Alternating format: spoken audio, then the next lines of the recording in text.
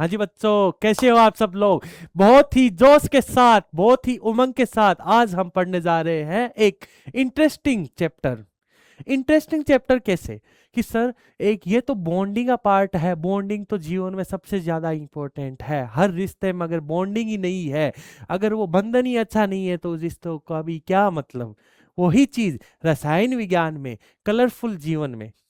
अगर हमें black and white जीवन थोड़ा चाहिए, कलरफुल जीवन चाहिए। उस कलरफुल जीवन के लिए हमें अलग अलग कंपाउंड्स की स्टडी कर रहे हैं यहाँ। कोऑर्डिनेशन कंपाउंड, कोऑर्डिनेशन कंपाउंड्स के बारे में हम जिक्र करेंगे बेटा। क्या है एक्चुअल में कोऑर्डिनेशन कंपाउंड। सर ये क्या नीड रखते हैं सर, बहुत सारे कलरों को बनाते हैं जो हमारे आसपास देखने को मिलता है, उनमें काम आता है। इसके अलावा भी हम यहाँ बात करते हैं कि सर, जो बायोलॉजिकल मेडिकल साइंस के अंदर जहां हम देखते हैं इनका उपयोग देखने को मिलता है।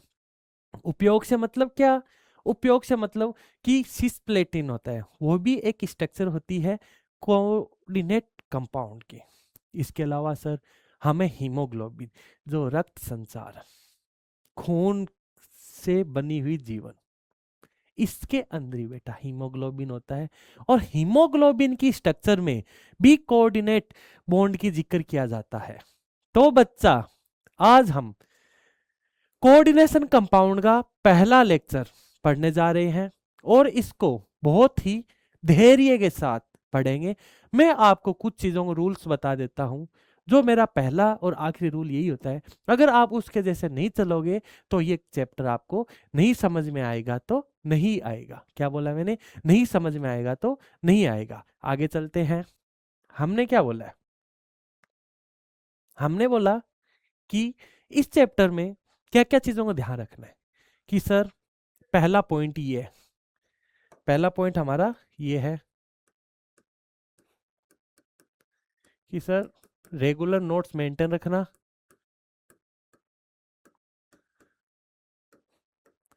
रेगुलर नोट से मतलब है कि जो मैंने आपको यहाँ बोर्ड पे समझा दिया, इसकी मैंने आपको पीपीटी दे दी। इस पीपीटी को आप एक अच्छे से सुनहरा सा, प्यारा सा एक रजिस्टर डालिए, चैप्टर का नाम लिखिए और आप लेक्चर 1 के बेसिस पे 2 3 पढ़ते जाइए बेटा। ये बहुत जरूरी चीज है, लेक्चर्स के नोट्स मेंटेन करना। ऐसा नहीं कि आप वीडियो देख लिए और आपका काम हो गया, बेटा वो कभी ही काम नहीं आएगा। इस प्रकार आपको नया वो चैप्टर समझ में आएगा और इसके साथ साथ आपका समय भी खराब हो जाएगा। मेरा कहने का मतलब समझ में आएगा बच्चा? ओके, इसके साथ आगे चलते हैं यार। आगे मैंने बोला कि सर, ये हम कर लेंगे। इसके साथ मैं आपको नियमित रूप से होमवर्क दूंगा। क्वेश्चन हो सकते हैं, कम हो, ज्यादा हो, और उसमें हम फोकस करेंगे ऐसे क्वेश्चन दिया जाए कि वहां पे पीवाईक्यू हो, कोशिश रही पीवाईक्यू रिलेटेड क्वेश्चन हो और उनसे रिलेटेड कोई और अच्छे इंपॉर्टेंट क्वेश्चन बनते हैं। एंड टाइप ऑफ क्वेश्चन कितने बन सकते हैं, type of question related to chapter. And ज्यादा बोले तो इस जो वीडियो, फर्स्ट वीडियो में आप देखोगे, इससे रिलेटेड कोई पीवाईक्यू आ रहा है या फिर हमारे को कोई क्वेश्चन देखने मिल रहा है तो उसका जिक्र करेंगे बेटा। इसके साथ आपको बेटा नियमित रूप से रेगुलर क्लासेस लेनी है, नोट्स मेंटेन रखना है, होमवर्क करना है। इसका मैं अगले वीडियो के अंदर मैं डिस्कशन करूंगा, तो आपको कनेक्ट कर पाओगे उन चीजों को आपने कैसे पढ़ा है। इसके साथ अपन क्या देखेंगे, जो आपको मॉड्यूल या क्वेश्चन बैंक दे रखा है,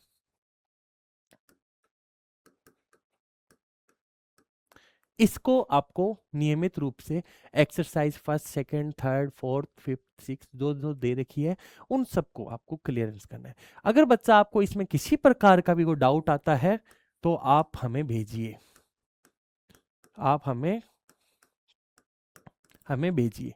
कोई भी डाउट आता है आपके तो वो हमें भेजिए, ताकि हम उसमें, अगर ऐसे लगेगा कि वो प्रॉब्लम मेरे को यहाँ क्लासरूम में डिस्कशन करने की नीड है, तो मैं डेफिनेटली उस प्रॉब्लम को मैं यहाँ क्लास में डिस्कस करूंगा। बट अगर कोई चीज़ ऐसे लगेगा कि मैं आपको, मैंने पढ़ा रखा है और मैं आपको एज ए कोई टाइपिंग के थ्रू या फिर एआई से रिलेटेड आप समझ सकते हो, तो वो सारी चीज़ें आपको वहाँ देखने मिलेगी। आपका जो डिस्कशन होगा प्रॉपर रूप से एआई से कनेक्टेड होगा। इसके साथ आप लोग यहाँ पे ये भी देखोगे बच्चे कि सर, आपको अगर कनेक्ट करना है तो आप अच्छे से उन टीचर से कनेक्ट कर सकते हो। और आपकी कभी ना कभी महीने में नियमित रूप से लाइव क्लासें भी होती रहेगी, वहाँ भी आप इन चीज़ों को डिस्कशन कर सकते हो।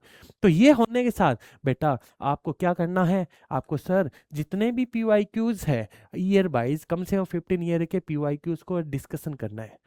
वो कैसे करेंगे कि सर जहां जहां मेरे को लगेगा मैं उस टाइप के क्वेश्चन करवा दूंगा, और फिर भी कुछ बचेंगे उनको एक वीडियो के अंदर कोशिश है कि मैक्सिमम क्वेश्चन को लिया जाएगा बेटा। लेकिन आप जानते हो PYQ का मतलब है प्रीवियस ईयर क्वेश्चन, लगभग 2000।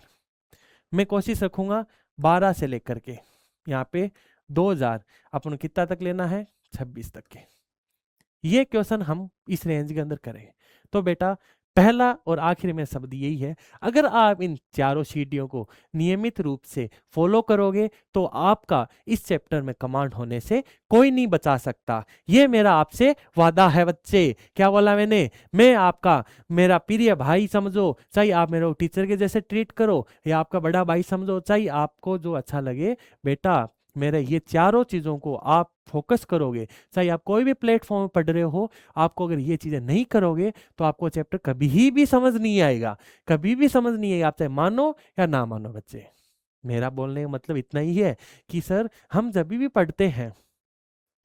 पढ़ते हैं, हमें नियमित रेगुलर क्लासें लेनी होती है। रेगुलर क्लासें के साथ साथ होमवर्क मेंटेन करना, हमें मॉड्यूल क्वेश्चन बैंक को मेंटेन करना। सर हमारे ये क्वेश्चन हो गए, ये प्रॉब्लम आ रही है, तो फिर आप डिस्कशन करो, आप समझोगे, उस चैप्टर को समझोगे, उस सब्जेक्ट को फील करोगे बेटे। ये चीज़ हमारे लिए ज़रूरी है। इसके साथ हमें PYQ को भी करेंगे, जिससे हमें ये समझ में आएगा कि सर जो हम पढ़ रहे हैं क्या वो हमारे लिए वर्थ इट है। बिल्कुल होगा बच्चे, क्यों उससे आपके जितने भी क्वेश्चन है वो सोल्व होने लग जाएंगे।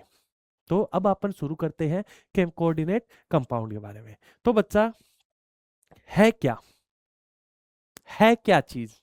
तो इसके लिए सर आप दैनिक दिनचर्या में आपसे बातें कर ली मैंने ये बेटा, इसमें बहुत छोटे छोटे स्टेपों में हमने बायोलॉजिकल, मेडिकल, लाइफ साइंस के अंदर हमारे जो रूटीन लाइफ है, हमारी जो डेली लाइफ है, उनके अंदर भी, लाइफ साइंस के अंदर भी हमारे बहुत सारे उपयोग है, बहुत सारी चीज़ें देखने को मिलती है, बहुत सारे कलर्स मिल रहे हैं। वो हम बोलेंगे सर कोऑर्डिनेट कंपाउंड्स को देखने से पता चला कि कोऑर्डिनेट कंपाउंड बहुत ही खूबसूरत कलरों से मिलकर बनी है। यही एक अपने केमिस्ट्री की खूबी है कि बहुत अच्छे अच्छे कलरों के साथ हम इसको डिस्कशन करेंगे यहाँ पे। तो कुछ चीज़ों को समझते हैं, उससे पहले मैं कुछ बेसिक टर्म समझा देता हूँ ताकि आप इन चीज़ों को रिलेट कर सको। तो बच्चे शुरू करते हैं आज की क्लास को। तो सबसे पहले हेडिंग डालो बच्चा, सॉल्ट। सॉल्ट होता क्या है सर, जिसमें एक टाइप का कैटाइन होता है और एक टाइप का एनाइन होता है। तो वो क्या होता है, वो सॉल्ट होता है। वो क्या होता है, सॉल्ट होता है, वो होता है सॉल्ट। तो मैं बोलूंगा विच कंटेन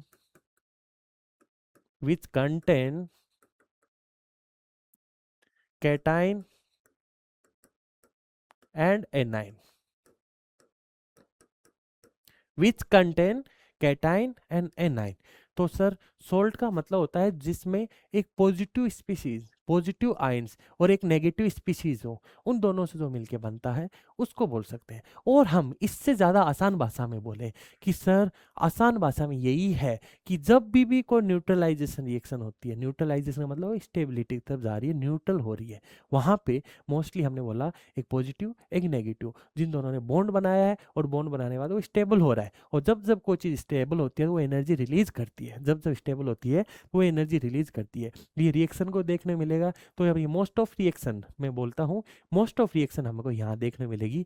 वो कैसे देखने मिलेगी सर, यहाँ एनर्जी रिलीज हो रही है तो ये एक्सोथर्मिक रिएक्शन है। तो मैं एकदम शुरू से बता रहा हूँ बच्चे, मैंने बोला अगर कोई एसिड होता है, मैंने बोला एसिड है एंड कोई बेस है, अगर ये कोई रिएक्शन करता है तो मैं बोलता हूँ सोल्ट प्लस में वाटर बनाता है और कुछ ना कुछ एनर्जी को बाहर निकालता है, कुछ ना कुछ एनर्जी को बाहर निकालता है। इस टाइप की रिएक्शन कैसी होती है, एंडोथर्मिक रिएक्शन होती है।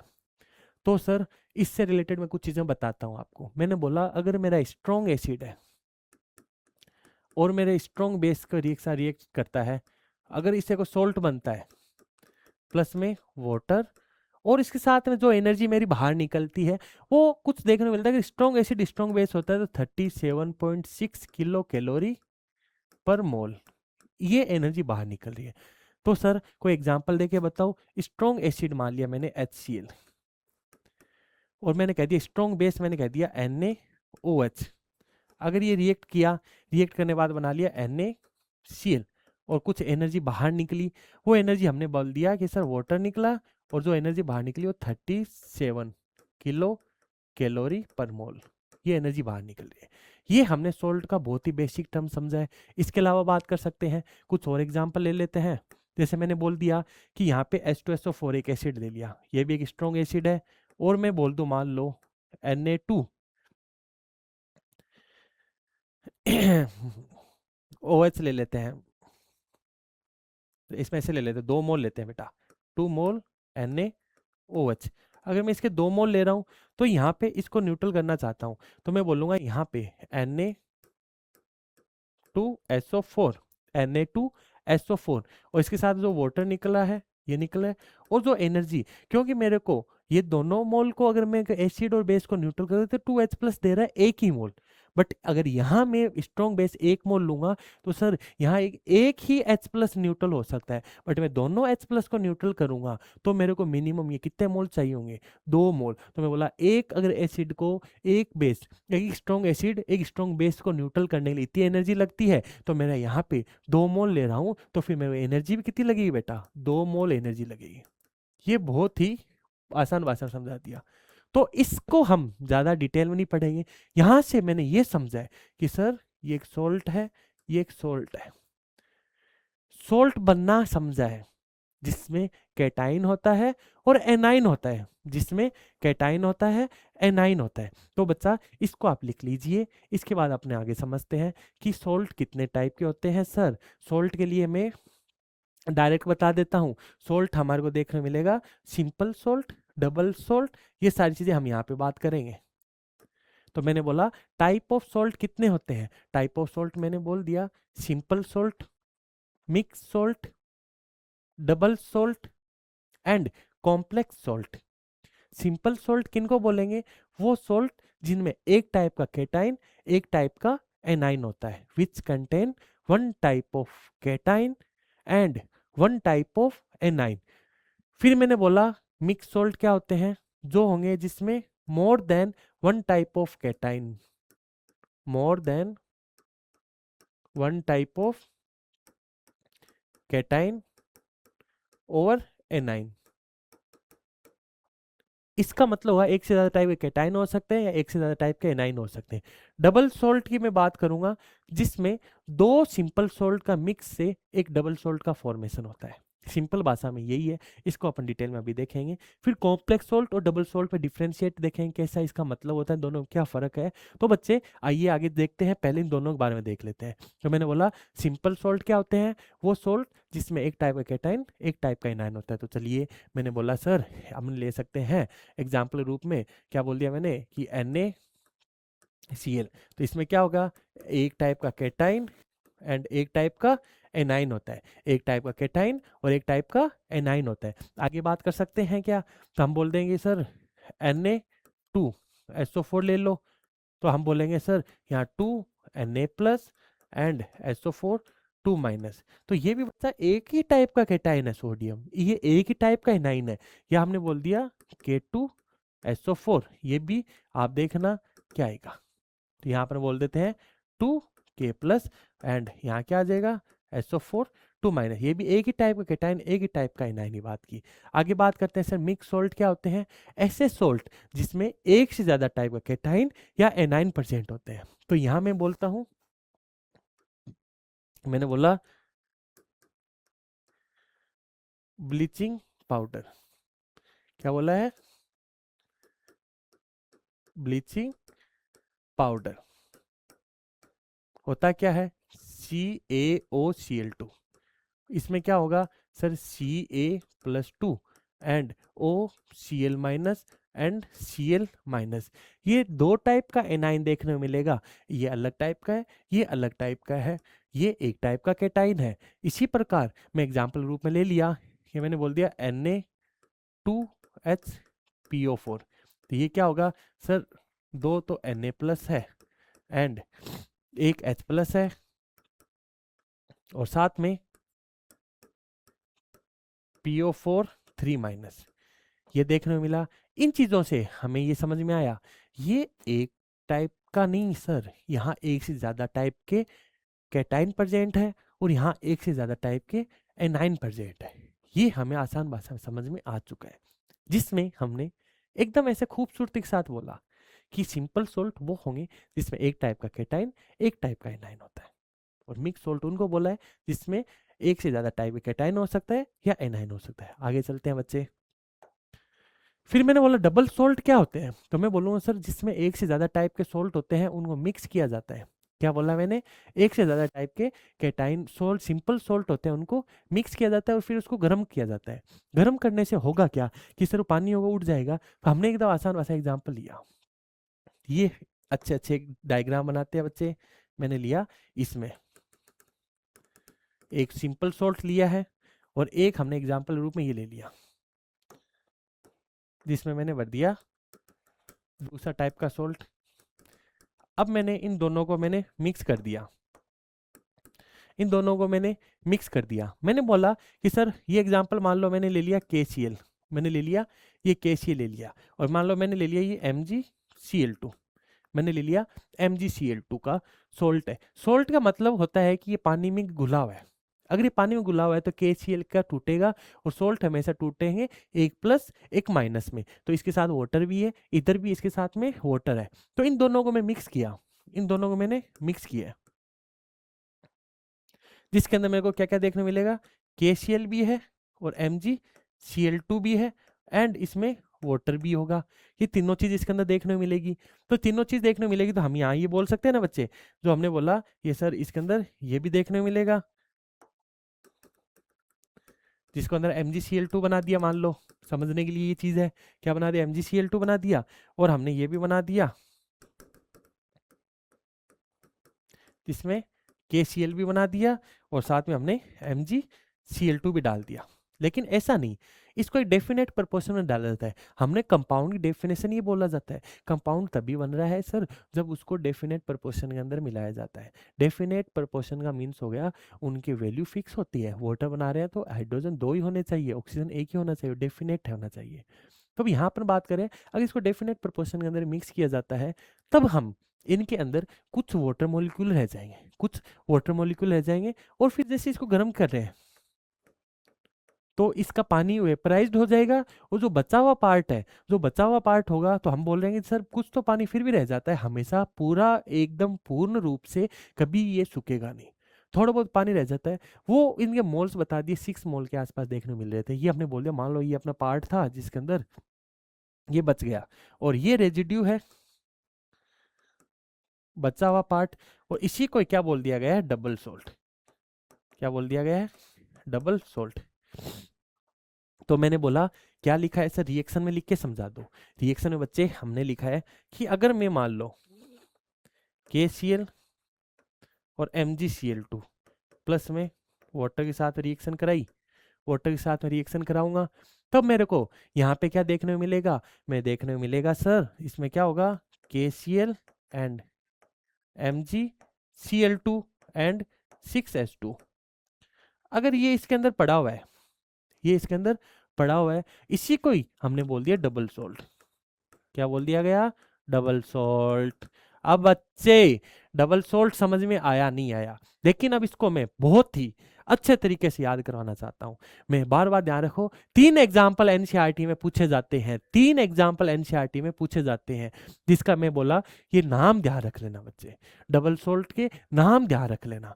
मैंने क्या बोला कि सर अगर 2 अलग अलग सिंपल सोल्ट को मिक्स करने के बाद में जो सोल्ट मिलता है उस सोल्ट को डबल सोल्ट बोला गया है। इनकी कुछ प्रॉपर्टीज होती है, इनकी कुछ प्रॉपर्टीज होती है कि क्या होती है सर, प्रॉपर्टीज ये होती है अगर जिनसे ही मिलके बना हुआ है, जिनसे मिलके बना हुआ है उनसे अलग प्रॉपर्टी शो करेगा, तो वो अपनी सोल्ट जो मिक्स्ड हुए थे वो अपनी प्रॉपर्टी को लॉस कर देगा, वो अपनी प्रॉपर्टी को लॉस कर देगा। डबल सोल्ट के लिए मैंने बोला है कि सर डबल सोल्ट होते हैं ना, जिन सोल्ट से मिलके बना हुआ है वो अपनी आइडेंटिटी को लॉस कर देंगे, एंड डबल सोल्ट जितने भी होंगे डबल सोल्ट जितने भी होंगे वो पानी में जाने के बाद में 100% आयनाइज्ड हो जाएंगे। मेरी बात का मतलब समझो बच्चे, मैंने बोला डबल सोल्ट वो सोल्ट होंगे जिनको पानी में डालूंगा तो वो अपने जितने आयनों थे सब में उठ बिखर जाएगा। बिखरने का मतलब होगा अगर मैं 10 ग्राम नमक लूंगा तो मेरे को 10 ग्राम ही Na प्लस 10 ग्राम ही Cl माइनस मिल जाएगा। मेरा मतलब हुआ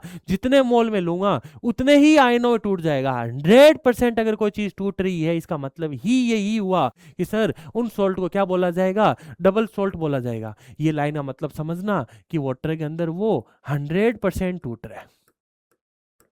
अर्थात डिग्री ऑफ डिसोसिएशन क्या है इसका,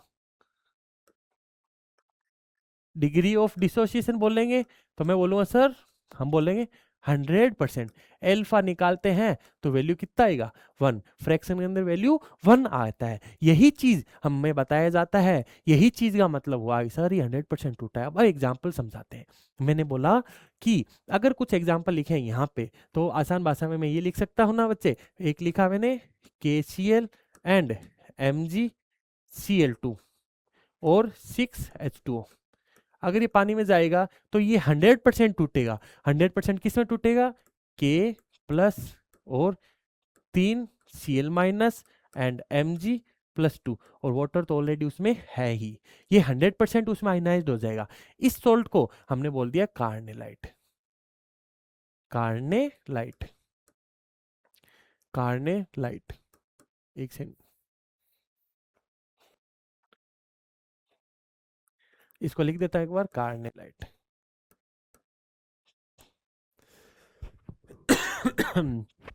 कार्नेलाइट, ठीक है बेटे। आगे मैंने बोला कि FeSO4 NH4 की पावर 2 SO4 6H2। ये कैसा होता है, मोर सोल्ट होता है। क्या होता है, मोर सोल्ट। आगे बात करता हूं K2 SO4 Al2 SO4 की होल थराइज 24H2। 24H2 ये एलम्स होते हैं बेटा, ये एलम्स होते हैं। जो पोटास एलम वगैरह अपन बात करते हैं वो सारे एलम्स की यहाँ बात करनी होती है। ये क्या हो जाएगा, इसका नाम हो जाएगा पोटास एलम।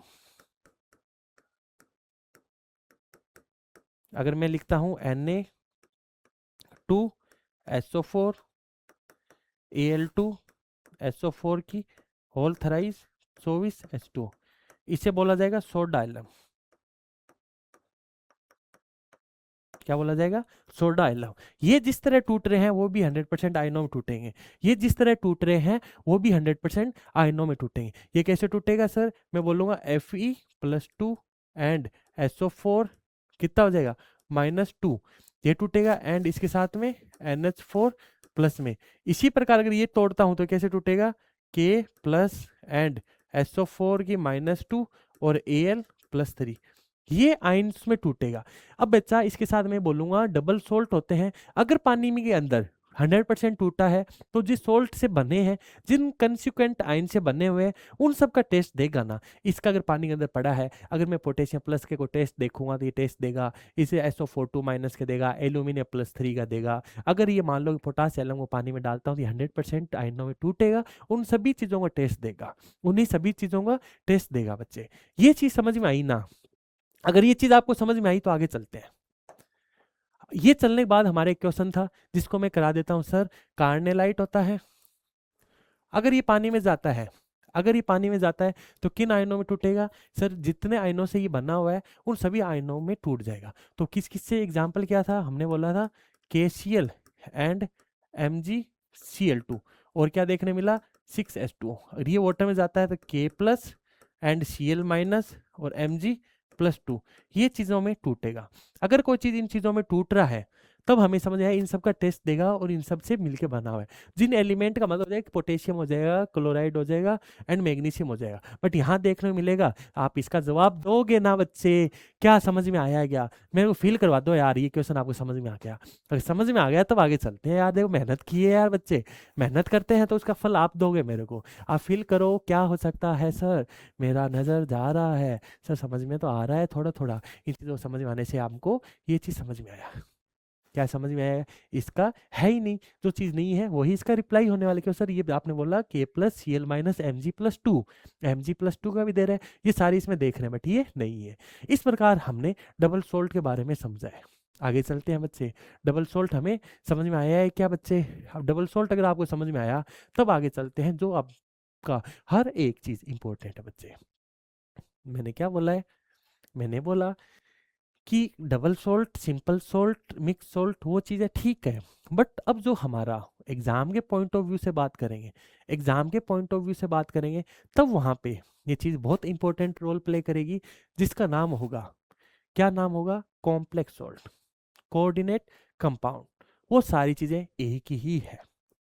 कॉम्प्लेक्स किस कारण बोला जाता है, कोऑर्डिनेट कंपाउंड किस कारण बोला जाता है, इन सब का मैं आपको इस क्लास में आपको स्टेप बाय स्टेप चीजें बताऊंगा बच्चे।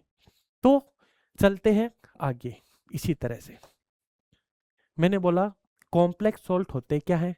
कॉम्प्लेक्स सॉल्ट के लिए हमने बोला है कि सर वो सॉल्ट जिनके अंदर कोऑर्डिनेट बॉन्ड हो और उनको जिन सॉल्ट से मिलके बना हुआ है, और अगर बनने के बाद वो सॉल्ट पानी में जाएगा, तो जिनसे मिलके बना हुआ है उनका वापस टेस्ट ही नहीं दे रहा, तब हमें ये चीज समझ में आएगा कि सर पानी में जाने वाले टूटता ही नहीं है, टूटेगा ही नहीं।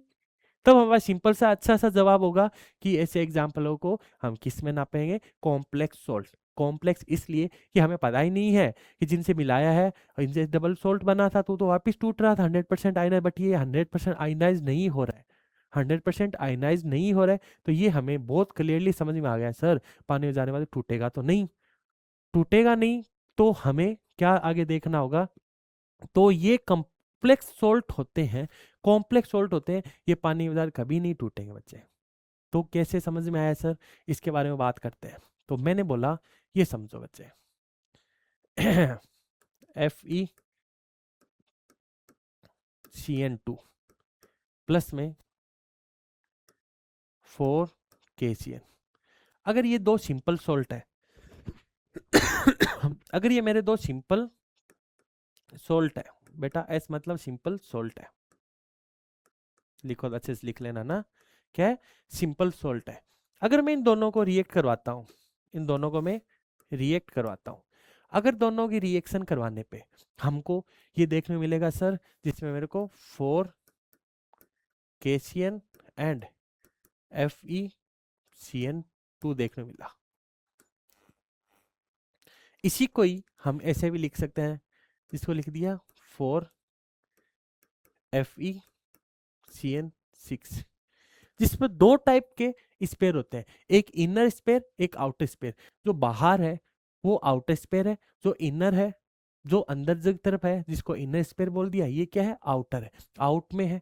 जो कैसा होगा? नॉर्मल पर्सन की जैसे हो गए ना। इनर मतलब चांदी है, पैसा है, सब कुछ है। वो कैसे पर्सन है? वीआईपी पर्सन है बेटा। सिंपल बात समझ में आई क्या? तो इनर स्पेयर वाली चीजें होगी वो वीआईपी होगी, तो बाहर होगी वो कैसी होगी? नॉर्मल होगी। आप कहीं मंदिर में जा रहे हो तो आपको समझ में आया, इनर इनर बहुत अच्छे से काम होता है, अंदर अंदर का काम हो जाता है, वो वीआईपी लोग करते हैं बच्चे, बहुत पैसे देके सीधा चले जाते हैं। जबकि अपन बात करते हैं सर हमें तो लाइनों में लगना पड़ता है यार, क्या करें, गरीब है ना। ना बेटे ऐसा नहीं है, भगवान सबके बराबर देखते हैं। वहां तो रिपोर्ट होती है कौन कम टाइम आया उसी को ही वरदान दे दिया, वो बोले बेटा तू जा, तेरी फाइल मैंने चेक कर ली।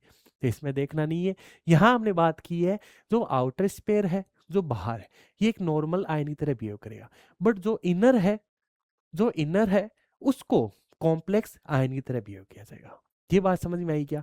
इसकी प्रॉपर्टी क्या है सर?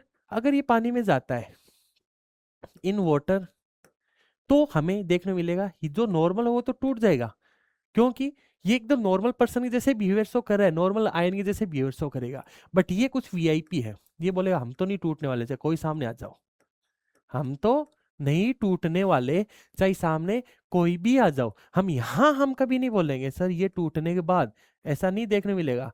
Fe+2 का टेस्ट दे दे, यहाँ Cn- का टेस्ट दे दे। ये तो जो स्टार्टिंग से बने हुए थे, कंसिक्वेंट आयन से बने हुए थे ना बच्चे, हमने बोला इनसे तो बना था, इन्हीं से तो बना था, बट अब वापस इनका टेस्ट नहीं दे रहा है। तो इसमें समझ में आया सर ये कैसे है, कॉम्प्लेक्स सिचुएशन है, इसीलिए इनसे जो मिलके जो कंपाउंड बनता है वो एक सोल्ट होता है, एक पॉजिटिव एक नेगेटिव। हमने सोल्ट की डेफिनेशन बोली, जिसमें एक पॉजिटिव नेगेटिव इन दोनों से मिलके बना, उसे सोल्ट बोल दिया। और वो कॉम्प्लेक्स सोल्ट की कैटेगरी में हमने इसको कंसिडर किया है। कॉम्प्लेक्स सोल्ट के अंदर जो कॉम्प्लेक्स आयन होते हैं वो कभी भी पानी में जाने के बाद में टूटते नहीं है।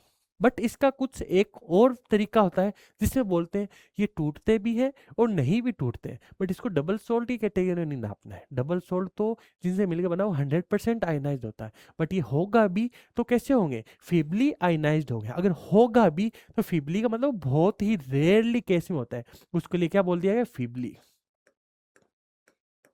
आयनाइज्ड होते हैं। कैसे होते हैं, फीबली आयनाइज्ड होंगे। हाँ बच्चे, क्या समझ में आया, फीबली आयनाइज्ड होंगे। आगे चलते हैं। जिसका मतलब होता है बहुत ही कम टूट रहे हैं। इसका मतलब क्या होता है, कॉम्प्लेक्स सॉल्ट वो होते हैं which contain at least one complex ion.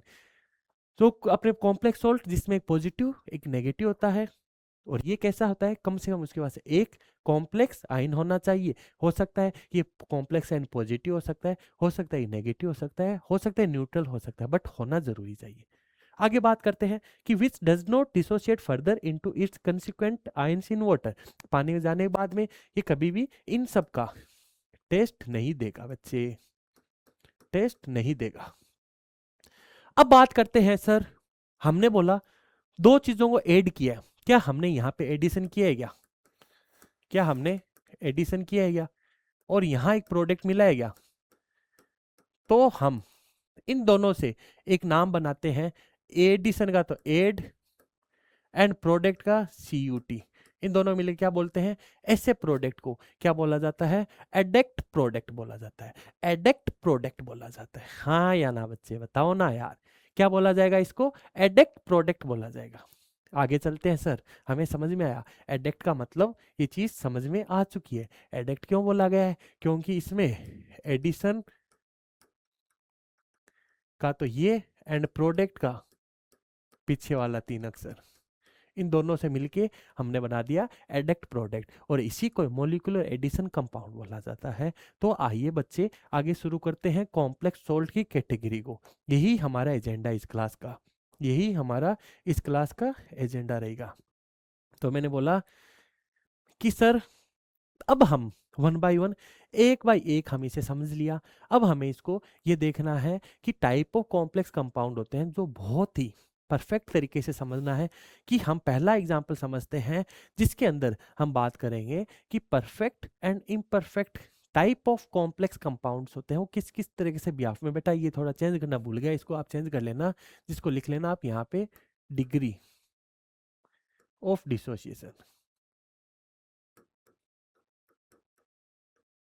क्या लिख लेना, डिग्री ऑफ डिसोसिएशन। तो अब मैंने बोला डिग्री ऑफ डिसोसिएशन का मतलब होगा सर जिसमें हम कॉम्प्लेक्स कंपाउंड को उनके आयनों में टूटने की कैपेसिटी के ब्याफ पे क्लासिफाइड करेंगे। एक तो एस से होंगे कॉम्प्लेक्स, उन्हीं को बोले तो पानी में जाने के बाद कभी नहीं टूटे। तो ये कौन से होंगे सर, इनकी डिग्री ऑफ डिसोसिएशन नेग्लेजिबल होनी चाहिए। डिग्री ऑफ डिसोसिएशन इनकी क्या होनी चाहिए, नेग्लेजिबल होनी चाहिए। KSP या के फॉरवर्ड के केस में भी अपन इसको समझेंगे। अभी हमने बोला इसकी डिग्री क्या होनी चाहिए बेटा, डिग्री ऑफ डिसोसिएशन, अर्थात DOD क्या होना चाहिए, नेग्लेजिबल। नेग्लेजिबल का मतलब बच्चे ये है वो पानी में जाएगा बट मुस्कुरा के स्माइल दे देगा, लेकिन देगा कुछ नहीं।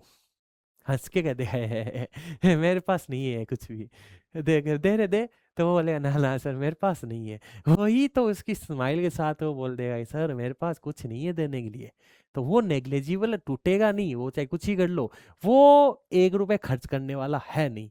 अगर वो कॉम्प्लेक्स सोल्ट का कॉम्प्लेक्स आयन है तो वो पानी में जाएगा तो भी वो कभी भी अपने आयनों में नहीं टूटेगा। उसकी डिग्री क्या है, नेग्लेजिबल। आगे बात करते हैं, तो यहाँ हम बोल लेंगे DOD क्या है, हाई है सर।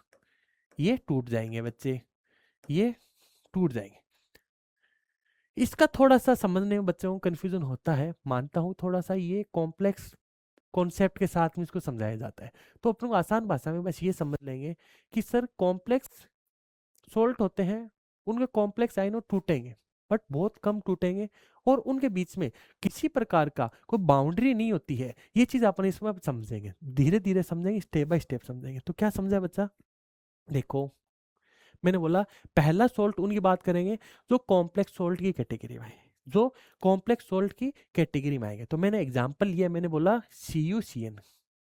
CuCN अगर मैं मान लो इसकी रिएक्शन कराने के लिए हमें एकदम आसान भाषा में ये समझेंगे सर ये कॉम्प्लेक्स बनाए कैसे, तो हमने बोला कि पहला इसे लिख लिया Cu किस में रहेगा, +2 में। मैंने बोला सर Cn माइनस में। अगर ये कॉम्प्लेक्स अगर ये सॉल्ट का फॉर्मेशन करेगा तो मैं बोलूँगा ना Cu Cn2 बनाएगा, बट ये अनस्टेबल होता है, तो ये फिर वापस कन्वर्ट होने लगेगा CuCN में। किस में होने लगेगा? CuCN में। अब इसका मैं आगे रीजन भी बताऊंगा ये CN कैसे काम करता है, कैसे इसको कन्वर्ट करता है। तब ये बोलूंगा, मैं मान लो यहाँ ये मेरे +2 में था, ये मेरा आ गया +1 में, यहाँ पे ये मेरा -1 में होता है, यहाँ अपना ये -1 में होता है, और यहाँ पे मेरा CN किस में चला गया? +2 में। CN किस में चला गया? +2, सॉरी ये CN 0 में चला गया, यहाँ +2 से +1 में। ऑक्सीडेशन स्टेट डिक्रीज हो रही है। अगर ऑक्सीडेशन स्टेट डिक्रीज होती है तो हम बोलेंगे यहाँ क्या हो रहा है? रिडक्शन हो रहा है। और यहाँ क्या हो रहा है? इंक्रीज। और -1 से 0 में जाने का मतलब क्या हुआ? यहाँ पे इंक्रीज हुई है। तब यहाँ मैं बोलूंगा सर यहाँ तो हो रहा है -1 से 0 ऑक्सीडेशन, यहाँ पे रिडक्शन। तो ऐसी रिएक्शन ऑक्सीडेशन रिडक्स रिएक्शन होती है, और उसमें कौन सी कहती है? डिस्प्रोपोर्शनेट रिएक्शन होती है बच्चे। आगे इसकी बात करते हैं। सर ये स्टेबल होता है जरूर, कंपेरेटिव वहां पे ये स्टेबल होता है, और ये आगे जाएगा पानी में। अगर इसकी रिएक्शन में कराता हूं एक्सेस KCN के साथ में,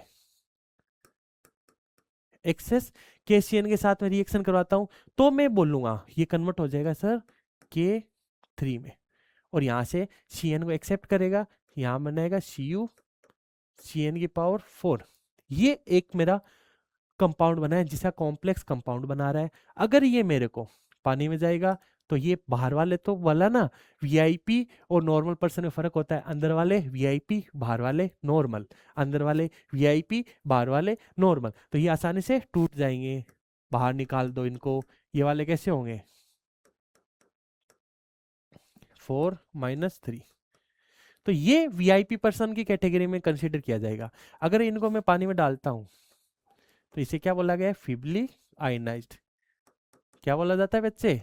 फीबली आयनाइज्ड। फीबली का मतलब होता है वो पानी में जाने के बाद में वापस टूटेगा नहीं, वो पानी में जाने के बाद में वापस टूटेगा नहीं। तो हमें देखने मिला अगर ये टूटता है तो मैं बोलूँ ना ये से Cu+1 और यहाँ से Cn-, अगर इनका टेस्ट दे देगा, अगर इन आयनों का टेस्ट दे देता तो हम बोलेंगे सर ये इसके अंदर घुल गया, तभी तो इनको टेस्ट दिए, अदरवाइज टेस्ट नहीं दे रहा है। तब पता चलेगा कि कभी टूट ही नहीं रहा, टूट नहीं रहा। तो डिग्री ऑफ डिसोसिएशन क्या है? बहुत ही नेग्लिजिबल है। डिग्री ऑफ डिसोसिएशन क्या है? इनके टेस्ट नहीं देगा। जैसे मैंने बोलूँ H2S के साथ रिएक्शन कराऊंगा तो नो टेस्ट, किसी प्रकार की पीपीटी देखने को नहीं मिलेगी। ये हमें बता रहा है, रिप्रेजेंट कर रहा है इस चीज को कि सर पानी में जाने के बाद में ये टूटा ही नहीं है, पानी में जाने के बाद में ये टूटा ही नहीं है। इसके बाद हम कुछ चीजों को समझते हैं बच्चे। जो मैंने बोला सर इनकी रिएक्शन करवाई थी, इनकी रिएक्शन कराई तो मैंने CN को यूज किया है। तो इसका कुछ एग्जांपल समझाता हूं मैं यहाँ पे। ये मैंने बता दिया बच्चे, ठीक है, इसको 2 बार हो गया, देख लेना ना। तो इसमें मैं कुछ चीजें बता देता हूँ। जैसे मैंने बोला कि जो CN- होता है ना, वो कैसा होता है? सुडो हेलोजन कंपाउंड्स होते हैं। कैसे होते हैं? Sudo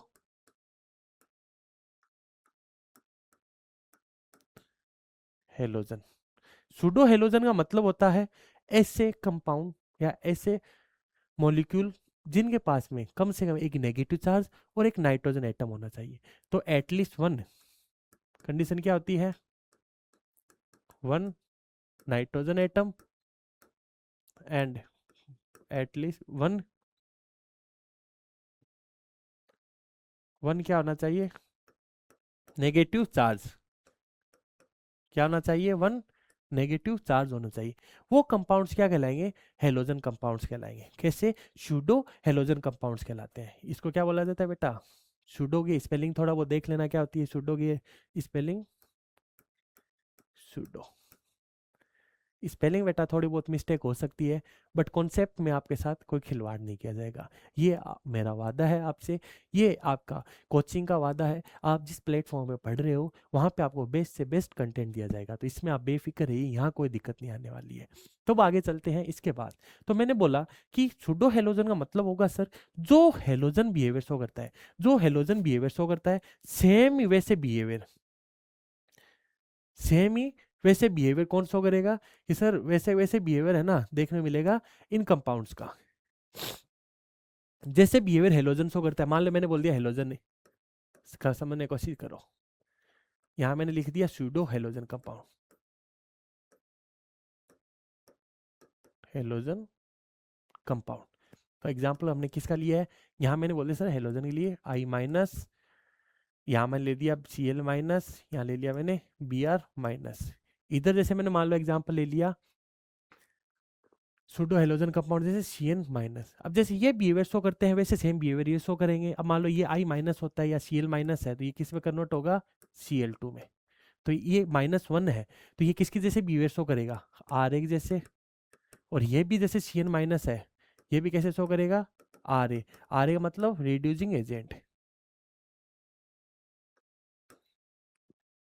reducing agent. थोड़ा सही से लिख देता हूँ।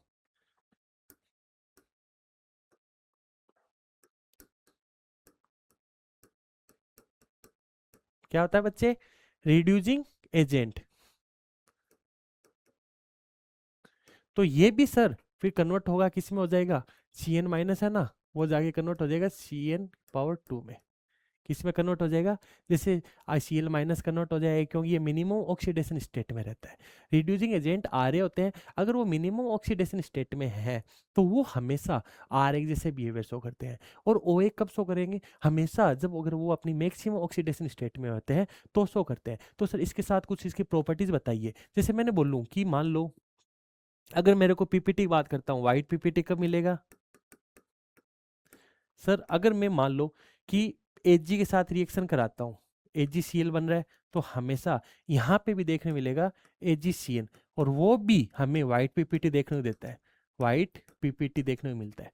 और वैसे मैं बोलता हूँ, मान लो हमने बोला NaCl, ये कैसा होता है? सोल्यूबल होता है ना बच्चे, तो ये भी कैसा देखने मिलेगा? यहाँ पे AgCl, ये भी AgCl, NaCl, ये भी क्या होगा? वाटर सोल्यूबल होगा। कैसा होता है?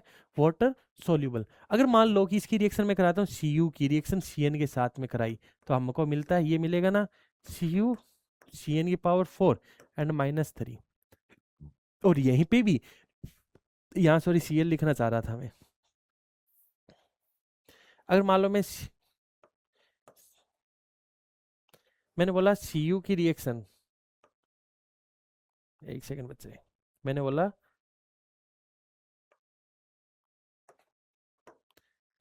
Cu की रिएक्शन में कराता हूँ, मान लो +2 की रिएक्शन, मान लो Cn माइनस है, यहाँ से एक स्टेबल कंपाउंड बनाएगा। वो कैसे बनाएगा?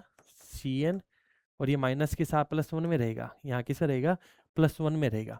और ये मेरा कंपाउंड बनाएगा -3 के साथ। वैसे यहाँ पे अपनी रिएक्शन कराते हैं Cu की रिएक्शन Cn के साथ में, तो ये कंपाउंड क्या बनाएगा? ये कंपाउंड हमें देखने को मिलेगा जो अभी अपने बनाया था, Cu Cn की पावर 4 और -3। ये बच्चे समझ में आई ये बातें? बहुत ही आसान भाषा में समझाया है मैंने आपको, बहुत ही प्यार से समझाने की कोशिश की है। क्यों इसमें टाइम इसलिए लगाया है? क्योंकि ये आपको समझ में आ जाए। अब जैसे समझ में आ गया, जैसे हमने रिएक्शन कराई थी, मान लो कि जो अभी इसकी बात कर रहे थे, मैंने रिएक्शन कराई है आई माइनस, जैसे मान लो हमने बोल दिया क्या ये गुड रिड्यूसिंग एजेंट है? आप बोलोगे बिल्कुल सही बात है। क्यों है? क्योंकि सर ये मिनिमम ऑक्सीडेशन स्टेट में लाई करता है, इसलिए बात किया। वैसे ही हम Cn माइनस के लिए भी सेम स्टेटमेंट देंगे, क्योंकि ये भी कैसा है? सूडो हेलोजन कंपाउंड है। ये आप लाइनें लिखना बेटा। अगर सूडो हेलोजन कंपाउंड है तो मैंने बोला अगर Cu +2 था, Cu+2 था, Cn- के साथ में रिएक्शन करवानी थी, तो हमें पता था ना Cu किस में कन्वर्ट होगा, Cu Cn में, एंड Cn किस में, +2 में, किस में हो जाएगा, +2 में। वैसे ही मैं मान लो इसकी रिएक्शन कराता हूँ, Cu+2 की रिएक्शन किसके साथ में, I- के साथ में। अभी आपको मैंने बताया था बेटा ये किस में कन्वर्ट हो जाएगा, Cu+ में, एंड I किस में, 2 में। तो ये कंपाउंड -1 से कहाँ आ रहे, अगर ये है तो ये कहाँ जाएगा, -1, खुद का तो क्या हो जाएगा ऑक्सीडेशन, दूसरे का क्या हो जाएगा रिडक्शन। ये बातें मैंने आपको समझाने की कोशिश की है। क्या बच्चा आपको समझ में आया क्या, आया तो आगे चलेगा। ओके, अब मैं आपको समझ में आ चुका है सर परफेक्ट। अगर कॉम्प्लेक्स की बात कर रहे हो, परफेक्ट कॉम्प्लेक्स की बात कर रहे हो, तो हम बोलते हैं वो आसानी से पानी में जाएगा, वो टूटेगा नहीं। वो ऐसा कंजूस आदमी है, चाहे कितने आदमी उसके पास आ जाओ, वो अपने पैसे बाहर नहीं निकालेगा।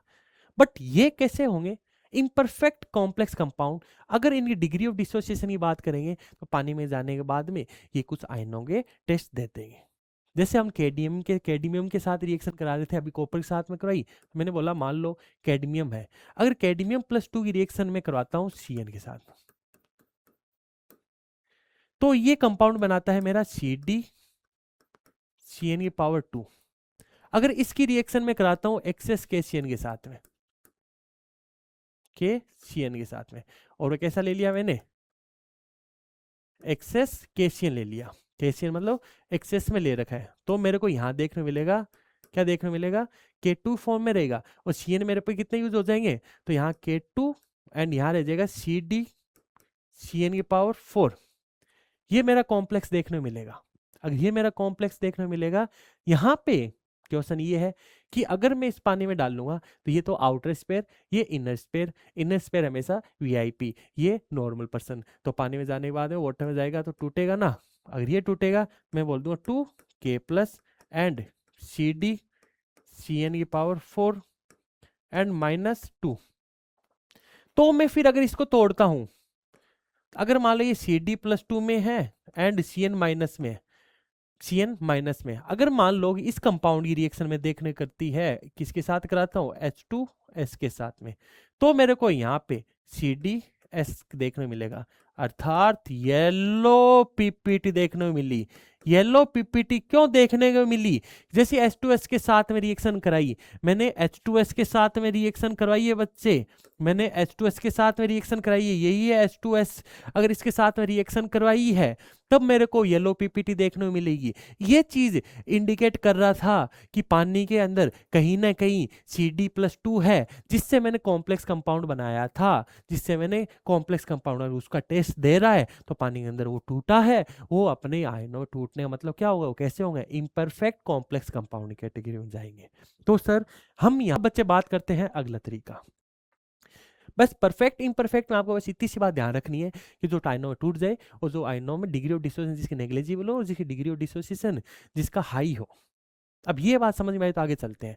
मैंने बोला on the basis of charge, charge के बेसिस में मैं बोलूंगा सर, जो हमको बोला वीआईपी बात करते हैं, ये मेरे लिए क्या हो जाएगा, वीआईपी है ना। वीआईपी कौन सा, आगे जो चीज दे रखी है बच्चा हमेशा ध्यान रख लेना। जैसे हम बात करें NaCl, हमेशा पॉजिटिव को फर्स्ट में लिखा जाता है। आप बोलते हैं ना बी पॉजिटिव, हमेशा पहले पॉजिटिव को ध्यान रखो फिर उसके नेगेटिव देख लो। पहले पॉजिटिव पॉइंट लिखे जाते हैं हर चीज के, तो पॉजिटिव पॉइंट का मतलब ही यही है ना, हमने पॉजिटिव की बात करते हैं। अगर कोई चीज पॉजिटिव है और नेगेटिव है, इस बेसिस पे हम बात कर रहे हैं कि मैं पहले फर्स्ट पे पॉजिटिव Na+ को रखते हैं, सोडियम क्लोराइड बोलते हैं, पोटेशियम क्लोराइड बोलते हैं, पोटेशियम सल्फेट बोलते हैं, जो भी चीज अपन लिख रहे हैं उस बिहाफ पे पहले प्लस को। तो अगर मेरे पास फर्स्ट में अगर पॉजिटिव दिया गया है तो अब इसका नाम क्या हो जाएगा, कॉम्प्लेक्स कैटाइन।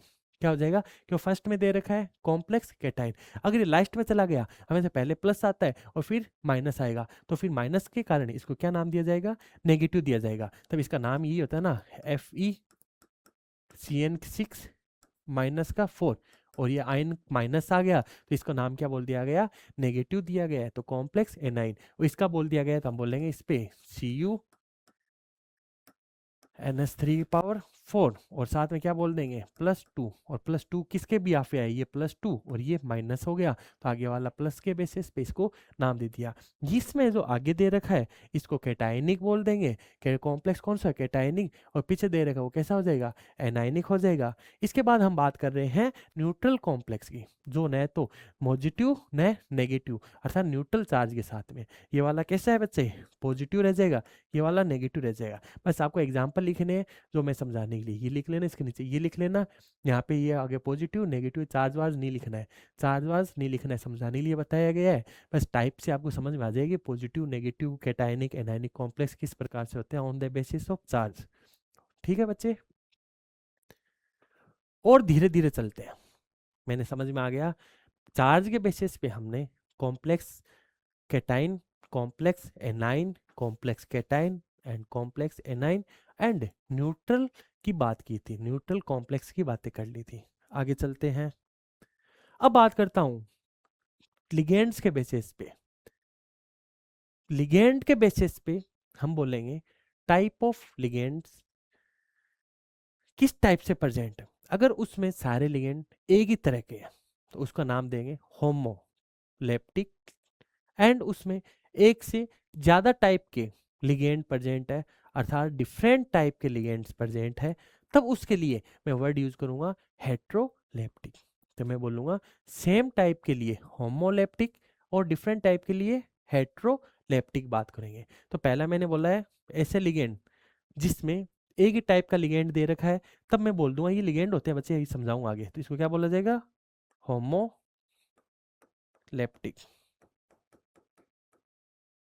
अगर इसमें दो डिफरेंट डिफरेंट टाइप का हो गया, ये हो गया ये हो गया, ये चीजें हम बात करेंगे, इसको क्या बोल देंगे हेटेरोलेप्टिक लिगेंड, हेटेरो। अब आपको प्रॉब्लम आ रही है सर ये लिगेंड्स लिख रहे हो, कहाँ पे क्या चीज होती है, ये आपको कल की क्लास में मैं आपको बहुत ही अच्छे से समझा दूंगा, तब आपको लिगेंड्स के बारे में आपका किसी भी प्रकार का कोई डाउट नहीं रहेगा बच्चे। थोड़ा सा पेशेंस रख लिए, ये मैं आपसे एक रिक्वेस्ट करना चाहता हूँ। बस आप यहाँ पे एक बार ये समझिए, लिगेंड्स का मतलब सो पहले एक मेटल लिखा जाए तो उसके आगे जो जो चीज़ लिखी जाएगी ना वो सारे लिगेंड्स हो गए। ये बॉक्स में लिखा हुआ एक टाइप का है ना, तो ये कैसा हो जाएगा होमो हो जाएगा। अगर इसके अलावा और कोई भी इसमें प्रेजेंट हो, सोच नंबर की नहीं बोल रहा मैं, टाइप की बात कर रहा हूँ, टाइप एक से ज़्यादा टाइप का हो सकता है, तो इसमें बात किया, ये भी एक दो दिया गया है, यहाँ देखो H2O है, इसके साथ में Cl भी दे रखा है, दो अलग अलग टाइप के लिगेंड्स होंगे। तो यहाँ हम बात करेंगे सर ये कैसे होंगे हेटेरोलेप्टिक, होमोलेप्टिक। आगे बात करेंगे सर, अगर हम CMI या फिर सेंट्रल मेटल एटम, जो आगे दे रखा है ना मेटल एटम, जो आगे देंगे सेंट्रल मेटल एटम, अगर ये एक ही हो, अगर एक ही हो तब हम यहाँ पे बात करेंगे मोनोन्यूक्लियर, मोनोन्यूक्लियर। क्या बोला, अगर सेंट्रल मेटल एटम है वो एक ही है तब उसके लिए वर्ड यूज किया जाएगा सर वो मोनोन्यूक्लियर होगा। एक से ज्यादा टाइप के होंगे तो उसे क्या बोल दिया जाएगा पॉली न्यूक्लियर बोल दिया जाएगा। क्या हो जाएगा बेटा, ये पॉली में भी बोला जा सकता है, डाई न्यूक्लियर हो सकता है, क्यों उसमें अगर दो प्रेजेंट है, ट्राई न्यूक्लियर हो सकता है, टेट्रा न्यूक्लियर हो सकता है, टेट्रा न्यूक्लियर हो सकता है। ये हमने अलग अलग पेंटा न्यूक्लियर, पांच मेटल एटम, दो तीन, तीन से ज़्यादा देखने को मिलेंगे नहीं, मैक्सिमम मैक्सिमम चार देखने को मिल सकता है, ऐसा होने में पॉसिबिलिटी है, बट हम यहाँ पे सिलेबस के अकॉर्डिंग दो तीन चार के कुछ एग्जाम्पल करेंगे बस। क्लियर है बात बच्चे, ये आपको समझ में आ गया। तो मोनो एंड यहाँ पर पॉली न्यूक्लियर, न्यूक्लियर एक वर्ड यूज कर लो बस, पॉजिटिव ध्यान रख लो, इसको ध्यान रख लो, पॉजिटिव होता है सेंट्रल एटम होता है, उसके लिए मोनो एक होगा और पॉली का मतलब एक से ज्यादा होंगे। अब CMI का मतलब होता है सर सेंट्रल मेटल आयंस। अब जब आप रेडॉक्स के बेसिस पे बात बता देता हूँ, रेडॉक्स में हम बोलते हैं अगर फ्री स्टेट में कोई मेटल पड़ा है उसकी ऑक्सीडेटिव स्टेट क्या होती है 0। अगर मैं मेटल की बात करूंगा, एटम है तो अगर फ्री स्टेट में है उसकी तो 0 होनी चाहिए, बट मैं मेटल एटम की जगह हम क्या यूज करते हैं आयंस वर्ड यूज करें कि उसकी ऑक्सीडेटिव स्टेट शो करते हैं +2 +3, उसके लिए एटम नहीं बोलना होता है, उसके लिए हम क्या बोलेंगे फिर आयंस की यूज करते हैं। तो उसकी इसके मतलब समझ में आ गया, तो हम यहाँ पे ही बोल रहे हैं CMI का मतलब क्या हो जाएगा सेंट्रल मेटल एटम भी बोल सकते हैं, एंड यहाँ बोल दिया सेंट्रल मेटल आयन। इसको बोल दिया गया CMA, यहाँ बोल दिया गया CMI। क्या बोल दिया गया? CMI। बस ये थोड़ा वो समझाने के लिए था। तो इसमें रेडॉक्स में वैसे वो थोड़ा सा बात था, जीरो होती है तो फ्री स्टेट में होता है तब, बट ये हमें यहाँ पे बात करनी नहीं है, जीरो फ्री स्टेट में रहता है। बट थोड़ा सा इसका थोड़ा मैं आइडिया दे दिया है, बेटा कई बार टर्म आ जाए तो बस थोड़ा कंफ्यूज मत होना। तो हमने टर्मिनोलॉजी बात करते हैं। टर्मिनोलॉजी मतलब यहाँ पे ये होगा कि अगर अगर कोई कोऑर्डिनेशन कंपाउंड के अंदर किस किस टर्म्स को यूज किया जाए, जैसे अभी मैंने लिगेंड्स वर्ड यूज किया गया था, मैंने सेंट्रल मेटल एटम की बात की थी, अर्थात दो चीज़ों को समझने के लिए मैं बोला था सर एक इनर होता है एक आउटर स्पेयर होता है, एक इनर स्पेयर होता है एक आउटर स्पेयर होता है। इसी वर्ड को आगे एक और वर्ड बोल देते हैं जिसको क्या बोल दिया गया? Inner sphere. क्या बोल दिया? इनर स्पेयर और आउटर स्पेयर होता है कोऑर्डिनेशन स्पेयर या इनर स्पेयर। इसी को ही आप लोग बोल रहे हो सर ये कैसा है? VIP person. ये कैसा है? Normal person.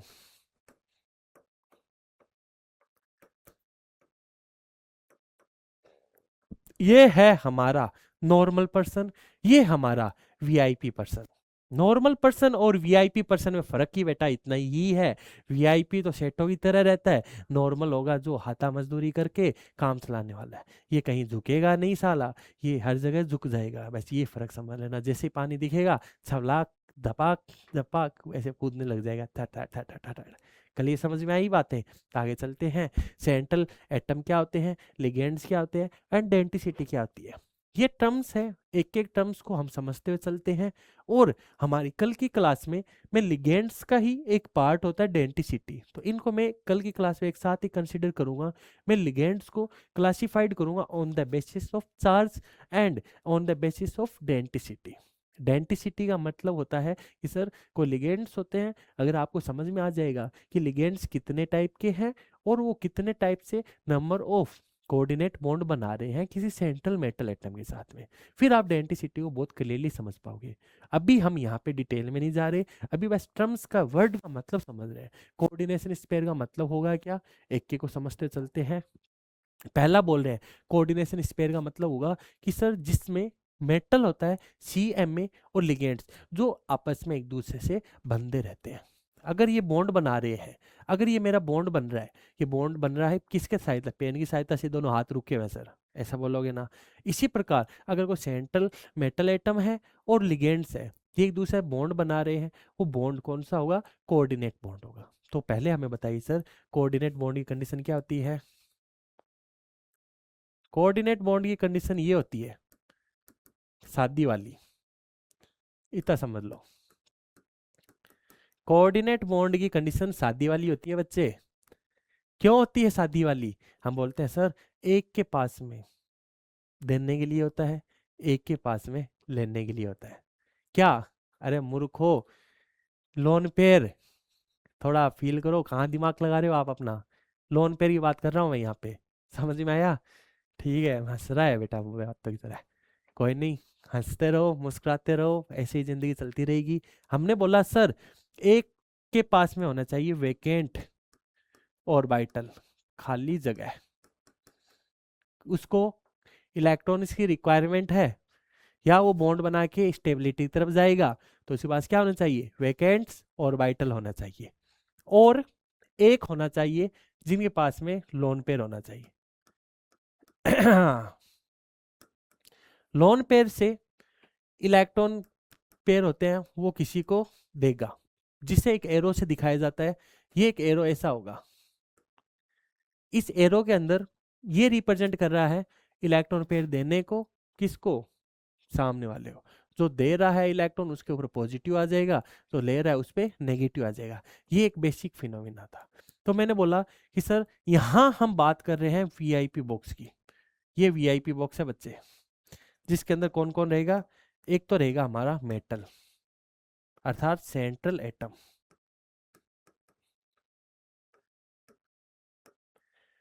सेंट्रल एटम के पास क्या है? वैकेंट्स ऑर्बिटल्स होंगे। क्या होंगे? वैकेंट्स ऑर्बिटल्स होंगे। और ये एक बॉन्ड से जुड़ेगा जिस बॉन्ड को बोला जाता है कोऑर्डिनेट बॉन्ड। और इधर कौन होगा, दो लिगेंड्स होंगे। लिगेंड के पास क्या होनी चाहिए, इलेक्ट्रॉन डेंसिटी देने के लिए, अर्थात लोन पेयर होना चाहिए। क्या बोला मैंने, मैंने बोला सेंट्रल एटम के पास में वैकेंट ऑर्बिटल्स होना चाहिए, ये इसकी कंडीशन है। लिगेंड्स के पास में इलेक्ट्रॉन डेंसिटी होनी चाहिए through lone pair, through negative charge. कुछ ऐसे भी होते हैं जो पॉजिटिव चार्ज के साथ भी इलेक्ट्रॉन डेंसिटी दे सकते हैं। तो हम कभी भी ऐसा नहीं बोल सकते सर न्यूट्रल भी तो दे सकते हैं, चार्ज के बिहाफ पे अकेला नहीं बोलना। हम यहाँ कंडीशन बोल रहे हैं जिनके पास में इलेक्ट्रॉन डेंसिटी ज्यादा होती है और सेंट्रल एटम के पास में हाईली पॉजिटिव चार्ज होना चाहिए। जितना पॉजिटिव चार्ज होगा वो उतना ही उन इलेक्ट्रॉन को लेने के लिए तड़पता रहेगा। ये बात समझ में आई तो आगे चलते हैं बच्चे, ये बात समझ में आई तो आगे चलते हैं। सेंट्रल एटम, सेंट्रल एटम के पास वैकेंट ऑर्बिटल होता है जहां इलेक्ट्रॉन डेंसिटी ले लेगा थ्रू द लोन पेयर। चलते हैं आगे। अब आगे बात करें सेंट्रल एटम की बात। Sir it is generally metal atom. Metal atom का मतलब होगा कि वो कैसा होना चाहिए, इलेक्ट्रॉन दे देता। मेटल का तो काम ही है ना, मेटल की प्रॉपर्टी क्या होती है, मेटल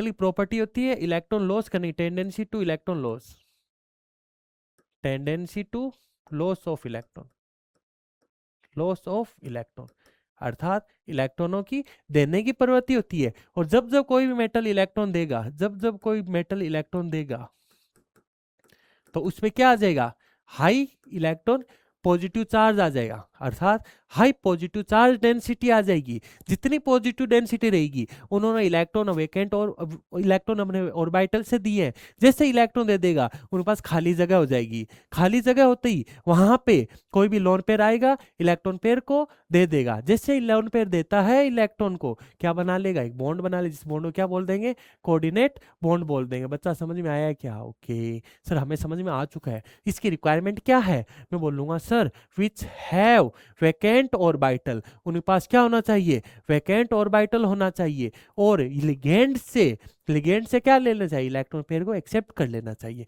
और दुनिया में जो जो लोन पेयर को एक्सेप्ट करते हैं, अकॉर्डिंग टू लिविस, लिविस ने बोला जो लोन पेयर को एक्सेप्ट करेंगे, जिनको क्या बोल दिया जाए, लोन पेयर को एक्सेप्ट करेंगे, लिविस एसिड बोला जाता है। अगर लोन पेयर को एक्सेप्ट करते हैं उन्हें क्या बोल दिया गया, लिविस एसिड। लिविस एसिड किनको बोला जाता है, जो लोन पेयर को एक्सेप्ट करते हैं। और जिनके पास में वैकेंट ऑर्बिटल होते हैं वही लोन पेयर को एक्सेप्ट करेंगे। ये बात समझ में आ गई या, तो आगे चलते हैं। अब बोला कि सर कंडीशन क्या है, कंडीशन है उनके पास वैकेंट ऑर्बिटल होने चाहिए, दूसरी की हाई पॉजिटिव चार्ज होना चाहिए। हाई पॉजिटिव चार्ज का मतलब हो गया उन इलेक्ट्रॉन बहुत सारे दे तभी उसको पॉजिटिव चार्ज आ गया। और ऐसी सुटेबल कंडीशन हमको देखने मिलेगा ट्रांजिशन एलिमेंट, और ट्रांजिशन एलिमेंट के साथ हम बोल देंगे पूरा रूप से D block element. D block element के ऐसे कॉम्प्लेक्स होते हैं जो इन कंडीशन को फुल्ली फील करते हैं, जो इनकी कंडीशन को फुल्ली फील करेंगे। तो इससे हमें ये समझ में आया कि सर ये तो बहुत ही हमारी सारी कंडीशन फुल्ली फिल्ड हो रही है। तो यहाँ हम कुछ चीज़ों लिखें तो आप लोग ऐसे सिंपल भाषा में यहाँ समझ सकते हो कि देखने के लिए, एक सेकंड बच्चे, तो लिखें तो हमें यहाँ लिखने के लिए तो लिख सकते हैं। तो स्कैंडियम टाइटेनियम ये वाली सीरीज है ना, ये वाली scandium titanium vanadium chromium manganese ferrous cobalt nickel copper zinc. फिर बोल रहे हैं yttrium zirconium niobium molybdenum technetium ruthenium rhodium platinum platinum platinum और सिल्वर एंड द कैडमियम। फिर हमने बात की लेंथेनाइड हाफनियम हाफनियम आ जाएगा, hafnium titanium tungsten rhenium osmium iridium platinum gold and mercury. ये सारे की बात करते हैं यहाँ पे, इन सब की बात करते हैं। तब हमने बोला है कि sir 3D series and 4D series and 5D series. तो यहाँ बात की मैंने स्कैंडियम से लेकर के जिंक तक, स्कैंडियम से लेके जिंक तक बात करनी है। यहाँ बात करेंगे स्कूटी लाओ एससी, यहाँ पे हो जाए कैडमियम। यहाँ बात करते हैं लेंथेनाइट से लेकर के मरकरी। ये सारी सीरीज देखने मिलेगी। सारे एलिमेंट, सारे डी ब्लॉक के एलिमेंट क्या देखने मिलेगा, सारे डी ब्लॉक के एलिमेंट होते हैं वो सारे हमको कॉम्प्लेक्स कंपाउंड बनाने के लिए फुल्ली फिल्ड होते हैं। तो आगे चलते हैं सर, ये समझ में आ चुका है। फिर बोला लिगेंड्स के बारे में, लिगेंड से ज्यादा नहीं देखना, जो लोन पेयर देता है, जो लोन पेयर देता है वो लिविस बेस होता है, सिंपल सी बात है, जो लोन पेयर देगा वो लिविस बेस, जो लोन पेयर एक्सेप्ट करेगा वो लिविस एसिड होता है। तो लोन पेयर देने वाले क्या होंगे, लिविस बेस में। बेटा ये बहुत थोड़ा ध्यान से देखना, इसमें पीवाई क्वेश्चन भी आया हुआ है और मैं आपको बताऊंगा इसके बारे में। जहाँ पी जो मैंने बोला, इसमें क्या बोल दिया मैंने, बोल दिया एक मेटल होता है और इसमें एक लिगेंड्स होते हैं, तो मैं ये बोलूंगा ये किसकी तरह बिहेव कर रहा है, ये लिविस एसिड की तरह, क्योंकि ये एक्सेप्ट कर रहा है, और ये कैसे बिहेवियर शो करेगा, लिविस बेस की तरह। क्यों, क्योंकि ये लोन पेयर दे रहा है और ये लोन पेयर को एक्सेप्ट कर रहा है। इस ब्याह पे हमें समझ में आया which can donate the lone pair to central atom, central atom को लोन पेयर देता है। दूसरी बात मैंने बोले, it is the called the Lewis base, Lewis base जो लोन पेयर डोनर एटम होते हैं। और फिर बोला all Lewis base are the ligands, but all ligands are not Lewis base, मतलब जितने भी लोन पेयर देने वाले होंगे, जो जो लोन पेयर देते हैं वो सारे लिविस एसिड बेस होंगे, और बेस होंगे तो सारे लिगेंड्स भी होते हैं कि लोन पेयर दे रहे हैं, जो इलेक्ट्रोडेंसिटी देंगे वो सारे क्या हो जाएंगे, बेस। बट जिनके पास में लोन पेयर नहीं है वो भी तो दे सकते हैं, बट उनके पास लोन पेयर होना जरूरी नहीं है। जैसे एग्जाम्पल रूप में मैंने बोला बच्चे, मैंने बोला NH3 है, लोन पेयर है ना, लोन पेयर होगा तो ये क्या होगा, लिविस बेस भी है, क्यों लोन पेयर दे रहा है, और इसके साथ में हम बोल सकते हैं ना ये एक लिगेंड भी है।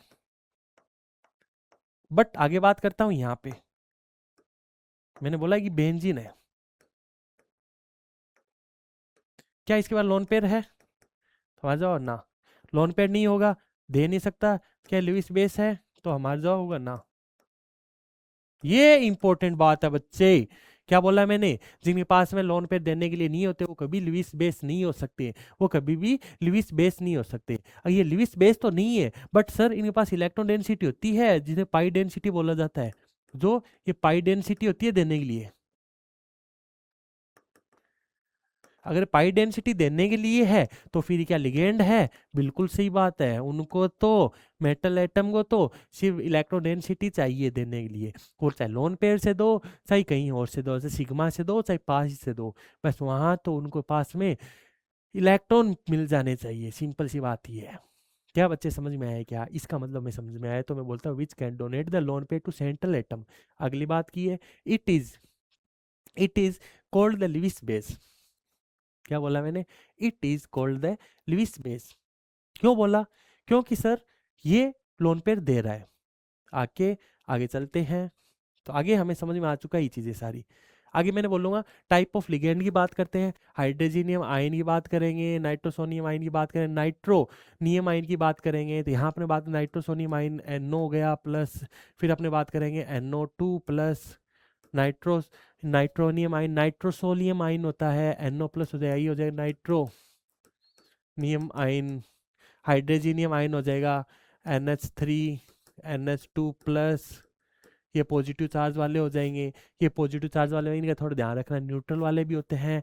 एंड हमारे पास में क्या देखने को मिलेगा, न्यूट्रल लिगेंड हो जाएंगे, और ये क्या लिख दिया, नेगेटिव लिगेंड्स हो जाएंगे, नेगेटिव सारे वो सारे हो जाएंगे, X माइनस हो जाएगा, OH माइनस हो जाएगा, अपने पास में RO माइनस हो जाएगा, SH माइनस हो जाएगा, SR माइनस हो जाएगा। ये सारे लिगेंड्स की कैटेगरी यहाँ नाप लेंगे। बट न्यूट्रल लिगेंड जिनके पास है कंटेनिंग लोन पेयर, मतलब H2O NH3, यहाँ बात कर सकते हैं एल्कोहल वाले ग्रुप, ऐसे थोड़ा बहुत चीज़ों को देख लेंगे। बट यहाँ कुछ चीज़ें आगे देखने मिलेगी जब मैं डेंटिसिटी पढ़ाऊंगा, तो कुछ चीज़ें क्या होती है कि जो रिंग का फॉर्मेशन करती है बाइडेंटेड लिगेंड वगैरह, वहाँ पे कुछ ऐसे ग्रुप्स होते हैं वो लिगेंड की जैसे बिहेवियर, दो से ज़्यादा लोन पेयर साइट होती है, बट वो सारे देते नहीं है। जैसे मैंने H2 की बात की, H2 के पास में दो लोन पेयर है, बट दोनों लोन पेयर देता नहीं है, उनमें से एक ही देगा, दो क्यों नहीं देगा, ये हमारा कल की क्लास में हमारा मोटो रहेगा समझना। अब आगे चलते हैं थोड़ा बहुत। मैंने बोला आउटर स्पेयर जो नॉर्मल पर्सन है, VIP नहीं है, बाहर बैठे हैं, बाहर बैठे मतलब जिसे आपने बोल दिया ये वाला चीज है, बाहर का मतलब हो गया सर जो हमने बात की थी अभी, इसका मतलब क्या, K4 का मतलब हो गया सर जो बाहर है, इसको क्या क्या बोला है, मैं बोलूँ फ्री आइन, फ्री आइन या काउंटर आइन, क्या बोल दिया गया है, काउंटर आयन, फ्री आयन, या फिर हमारे इसको लिए वर्ड यूज करते हैं आउटर स्पेयर। आउटर स्पेयर का मतलब जो बाहर जो पड़ी है उसके लिए बात कर रहे हैं, जिसको हम आसानी से आयनों में डिसोशिएट हो सकता है, जो आयनों में आसानी से डिसोशिएट हो सकता है। इतना बच्चा समझ में आया क्या? इतना समझ में आया क्या? तब आगे चलते हैं। तो क्या होने चाहिए, इट कंटेन फ्री आयंस। क्या होने चाहिए, इट कंटेन फ्री आयंस। तो आगे चलते हैं। मैंने बोला क्वेश्चन की कुछ समझते हैं। तो पहला क्वेश्चन ये है जिससे हमें सब कुछ समझ में आ जाएगा। इससे पहले मैं इसका पूरा सार बता देता हूँ एक एग्जांपल से। मैंने बोला सर यहाँ पे हमने बोल दिया, मैंने बोला एक तो इसके पास में मेटल होना चाहिए। क्या होना चाहिए, एक तो मेटल होता है जो आगे आगे लगा रहता है। उसके बाद में हो सकता है इसके पास में मान लो कोई लिगेंड होते हैं एल, हो सकता है लिगेंड सेम टाइप के हो सकते हैं, डिफरेंट टाइप के भी हो सकते हैं, और ये पॉजिटिव चार्ज भी हो सकता है, नेगेटिव भी हो सकता है, एंड न्यूट्रल भी हो सकता है। पॉजिटिव चार्ज हो सकता है, नेगेटिव हो सकता है, और न्यूट्रल हो सकता है। इसके बाद मैं बोलूं कि कंडीशन लिख देता हूं दो टाइप की, कि अगर मान लो एम एल एन जीरो होगा तो कोई फर्क नहीं पड़ने वाला। अगर मान लो ये मेरे लिए पॉजिटिव है तो यहाँ पे कोई नेगेटिव चार्ज आएगी, यहाँ कोई नेगेटिव चार्ज आएगा। और अगर मेरे लिए ये वैल्यू चीज एम एल एन नेगेटिव है तो फिर यहाँ पे कोई पॉजिटिव आयंस आएगा। ये दोनों मिलके एक कॉम्प्लेक्स कंपाउंड का फॉर्मेशन करेंगे। उसमें ये एक कॉम्प्लेक्स आयन है जिसमें मैं बोलूंगा एम रिप्रेजेंट कर रहा है मेटल को, एम रिप्रेजेंट कर रहा है सेंट्रल मेटल एटम। यहां बात करो एल किसको रिप्रेजेंट करता है, लिगेंड्स को। एन रिप्रेजेंट करता है नंबर ऑफ बॉन्ड को, number of sigma, number of coordinate bond, number of coordinate sigma bond, कितने कोऑर्डिनेट सिग्मा बॉन्ड का फॉर्मेशन करता है उसकी बात करते हैं। यहां पे मैं प्लस माइनस या फिर जीरो किसको रिप्रेजेंट करता है, चार्ज को। किसको रिप्रेजेंट करता है, चार्ज को। ये हमने ओवरऑल व्यू आज की क्लास का ले लिया बच्चे। तो आगे चलते हैं क्वेश्चनों के ऊपर, थोड़ा बहुत क्वेश्चन करते हैं। पहला क्वेश्चन ये है, सर कॉम्प्लेक्स आयन कौन सा होता है, तो डब्बे के अंदर है। डब्बे के अंदर कौन से, वीआईपी पर्सन, जिनको डब्बे में लिखते हैं। और मैं बोलता हूं काउंटर आयन कौन से होते हैं, सिंपल पर्सन, जिनको डब्बे के बाहर लिखा जाता है। डब्बे के बाहर लिखा जाता है, हो सकता है ये इधर हो सकता है और हो सकता है वो उधर हो सकता है। इसके बाद में बात करता हूं जो हम सबसे फ्रंट में लिखा जाता है, ऐसा समझ लेते हैं सबसे आगे, आगे लिखा जाएगा। और लिगेंड्स को मैं बाद में लिखता हूं, किसके बाद, मेटल के बाद। बस यही इसका निचोड़ है। तो सर क्वेश्चन का मतलब क्या हुआ, सबसे पहले मैं बोल दूंगा ये मैंने लिखा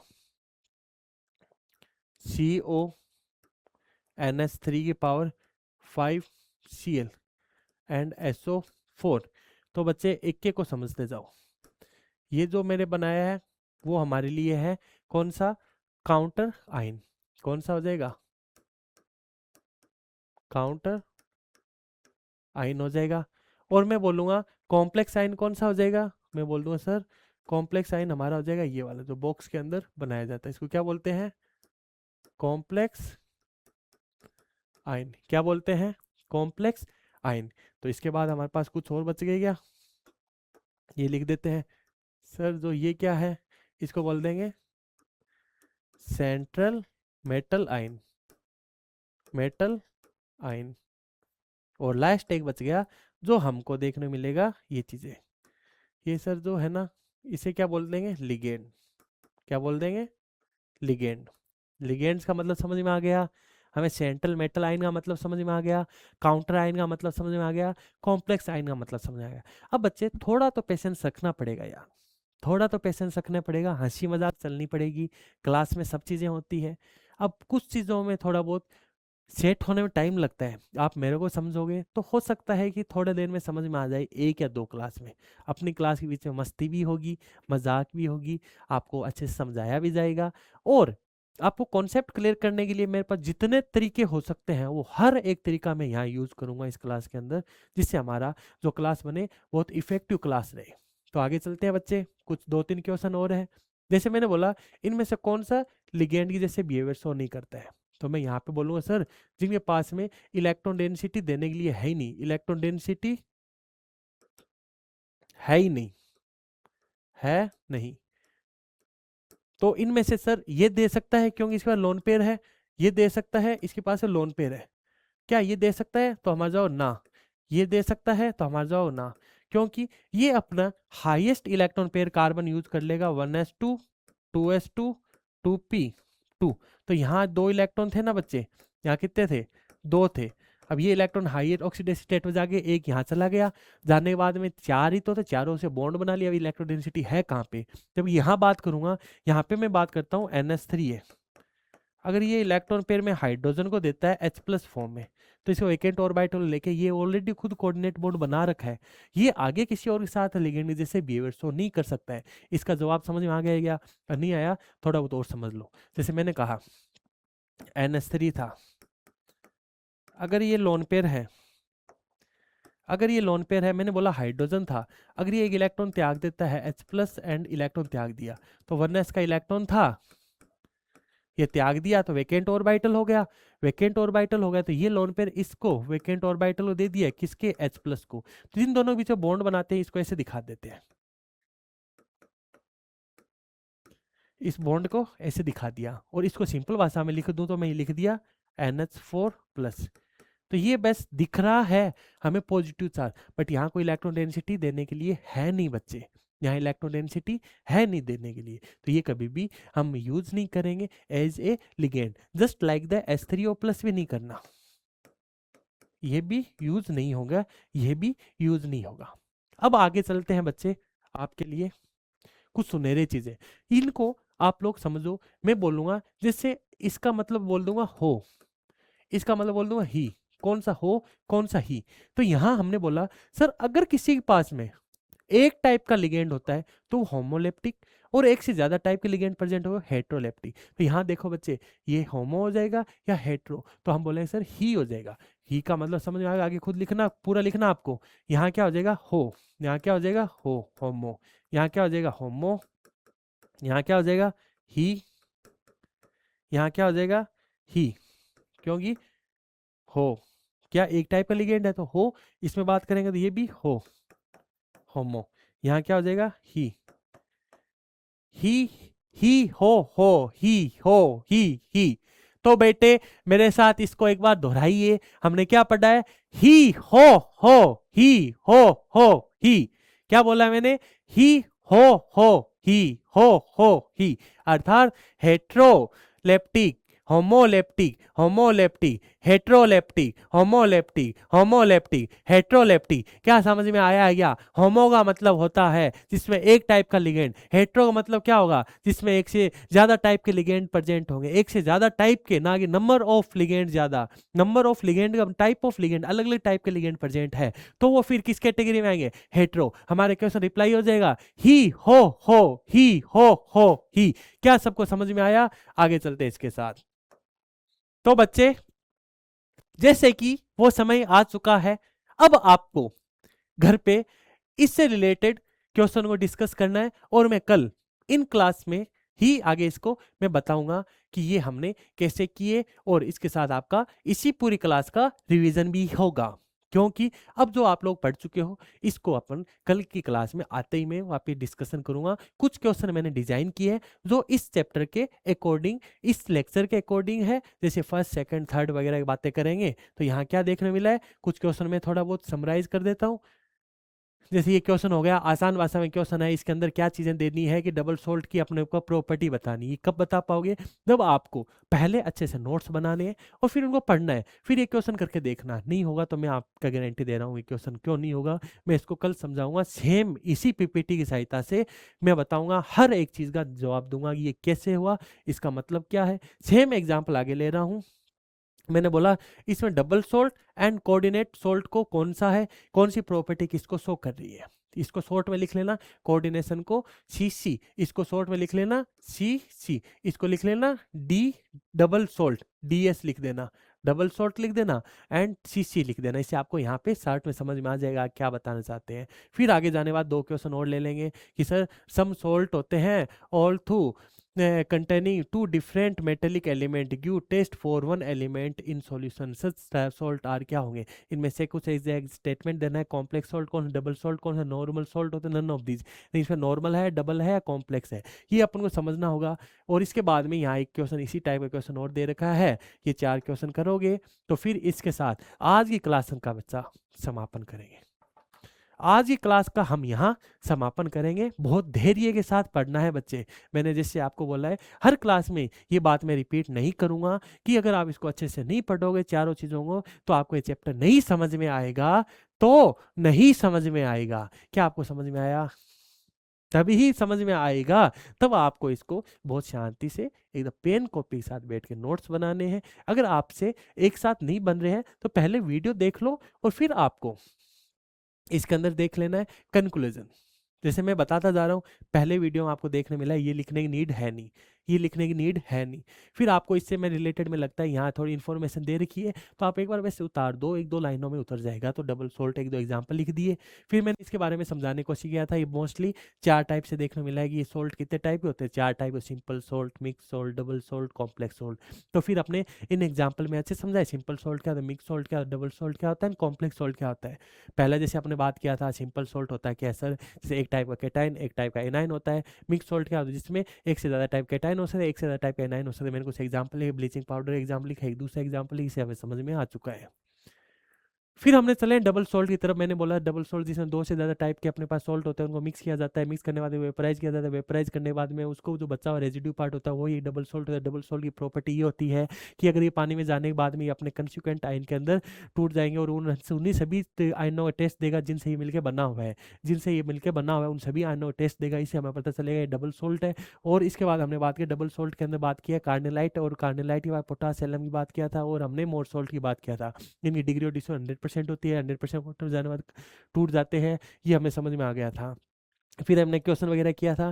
क्वेश्चन में कॉम्प्लेक्स सॉल्ट वो सॉल्ट होता है जिसमें कंटेनिंग एटलीस्ट 1 कॉम्प्लेक्स काइन होना चाहिए। कॉम्प्लेक्स सॉल्ट वो होते हैं जिसमें एटलीस्ट 1 एक कॉम्प्लेक्स कैटाइन होना चाहिए। और ये एडिशन प्रोडक्ट होते हैं, एडिशन होते हैं दो से ज़्यादा अपने पास। जब सिंपल सॉल्ट का मिक्स करने के बाद एक सॉल्ट बनाया जाता है, वो एक डबल सॉल्ट, या फिर हमारे पास में दूसरा जो कॉम्प्लेक्स सॉल्ट की जैसे बिहेवियर शो कर सकते। कॉम्प्लेक्स सॉल्ट की प्रॉपर्टी होती है पानी में जाने के बाद में, ये पानी में जाने के बाद अपने आयनों में वापस नहीं टूटेगा, कंस्टिट्यूएंट आयन के अंदर वापस जाने के बाद नहीं टूटेगा, ये इसकी खासियत होती है।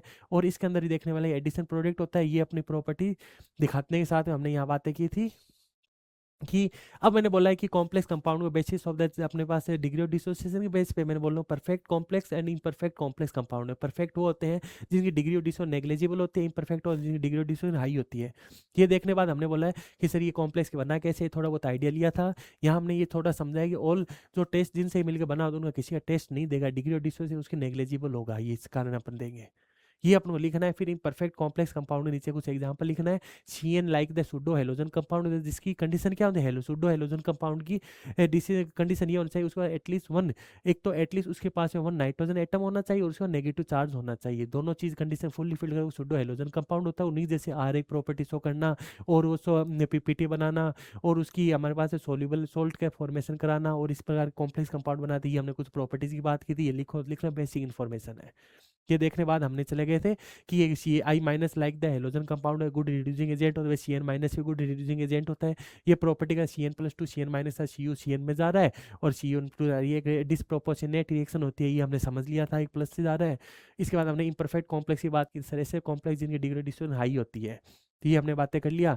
फिर परफेक्ट कॉम्प्लेक्स कंपाउंड की बात मैंने समझाया था कैसे होते हैं, कि हमने के एफ की वैल्यू ज़्यादा कम माइनस होना होता है, ये सारी चीज़ हमने यहाँ समझा, प्लस ये ज़्यादा बढ़ेगा तो ये वैल्यू क्या कम हो जाएगी, और ये वैल्यू मैं बढ़ाना चाहता हूँ के एफ कम होना चाहिए। अगर परफेक्ट कॉम्प्लेक्स के लिए के एफ की वैल्यू कम होनी चाहिए तो इसके लिए उल्टा बोलूँगा, अगर मैं इम्परफेक्ट के लिए के एफ की वैल्यू मेरी ज़्यादा होनी चाहिए। ये समझ में आ गया क्या? और केएसपी की मैंने थोड़ा सा कंडीशन समझा। फिर ऑन द बेसिस ऑफ अपने बात समझा, चार्ज के बेसिस पे अगर पहले जो चीज़ दे रहे हैं प्रदान पहले होता है तो पॉजिटिव लिया जाता है, और कोई कॉम्प्लेक्स है तो पॉजिटिव हो जाएगा, और बाद में पॉजिटिव मतलब कैटायनिक हो जाएगा, दूसरा एनायनिक हो जाएगा, तीसरा हमारा कैटायनिक और एनायनिक दोनों हो सकता है, चौथा न्यूट्रल हो सकता है। ये हमने देख लिया। फिर हमने बात की on the basis of ligand, ligand के बेसिस से होमोलेप्टिक हेट्रोलेप्टिक बात कर ली थी, सेम टाइप के लिगेंड और होमोलेप्टिक, दूसरा डिफरेंट टाइप लिगेंड और हेट्रोलेप्टिक हो जाएगा। फिर हमने बात की on the basis central metal atom, central atom atom एक होता है मोनोन्यूक्लियर हो जाएगा, ये पॉलीन्यूक्लियर हो जाएगा, जिससे ज़्यादा टाइप के लिगेंड सेंट्रल एटम प्रेजेंट होते हैं। ये कुछ टर्मिनोलॉजी से coordination sphere, central atom, ligands and outer sphere की बात की थी बच्चे। फिर हमने बात की ये कोऑर्डिनेशन बॉन्ड में क्या देखा था, दे बार bonded with the coordinate bond, इसमें पॉजिटिव नेगेटिव सेंट्रल एटम के साथ में बॉन्ड किससे जुड़ा रहता है, जो लोन पेयर होते हैं जो देगा किसको, जो वैकेंट ऑर्बिटल होगा, तो मैं बोल रहा हूँ सेंट्रल एटम के लिए क्या होना चाहिए, सेंट्रल एटम कंडीशन होती है उसके बाद वैकेंट ऑर्बिटल होने चाहिए, वैकेंट ऑर्बिटल होंगे तो पॉजिटिव चार्ज डेंसिटी रखनी चाहिए, और ये कैसे डी ब्लॉक एलिमेंट होते हैं जिसे 3D 4D 5D बात करेंगे, यहाँ पे high positive charge density and vacant और बाइटल मस्ट भी प्रेजेंट होने चाहिए, डी ब्लॉक एलिमेंट इनकी सारी कंडीशन फुल्ली फिल करते हैं। ये सारी चीज़ हमने समझ लिया है।